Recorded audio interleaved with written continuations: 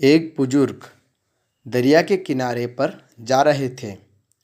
एक जगह उन्होंने देखा कि दरिया की सतह से एक कछुआ निकला और पानी के किनारे पर आ गया।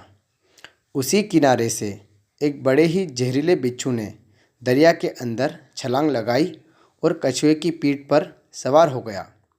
कछुए ने तैरना शुरू कर दिया। वह बुजुर्ग बड़े हैरान हुए। उन्होंने उस कछुए का पीछा करने की ठान ली। इसलिए उन्होंने दरिया में तैरकर उस कछुए का पीछा किया। वह कछुआ दरिया के दूसरे किनारे पर जाकर रुक गया और बिच्छू भी उसकी पीठ से छलांग लगाकर दूसरे किनारे पर चढ़ गया और आगे चलना शुरू कर दिया। वह बुजुर्ग भी उसके पीछे चलते रहे। आगे जाकर देखा कि जिस तरफ बिच्छू जा रहा था उसी रास्ते में एक भगवान का भक्त ध्यान साधना में आंखें बंद कर भगवान की भक्ति कर रहा था। उस बुजुर्ग ने सोचा कि अगर यह बिच्छू उस भक्त को काटना चाहेगा तो मैं करीब पहुंचने से पहले ही उसे अपनी लाठी से मार डालूंगा। लेकिन वह कुछ कदम आगे बढ़े ही थे कि उन्होंने देखा कि दूसरी तरफ से एक काला जहरीला सांप उस भक्त को डसने के लिए आगे बढ़ रहा था।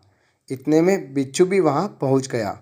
उस बिच्छू ने उसी समय सांप के ऊपर डंक मार दिया, जिसकी वजह से बिच्छू का जहर सांप के जिस्म में दाखिल हो गया और वह सांप वहीं अतेज होकर गिर पड़ा। इसके बाद वह बिच्छू अपने रास्ते पर वापस चला गया।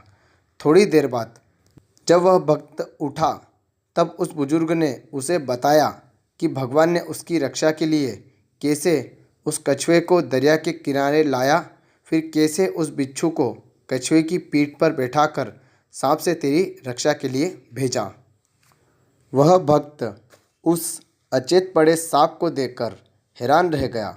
उसकी आंखों से आंसू निकल आए और वह आंखें बंद कर प्रभु को याद कर उनका धन्यवाद करने लगा।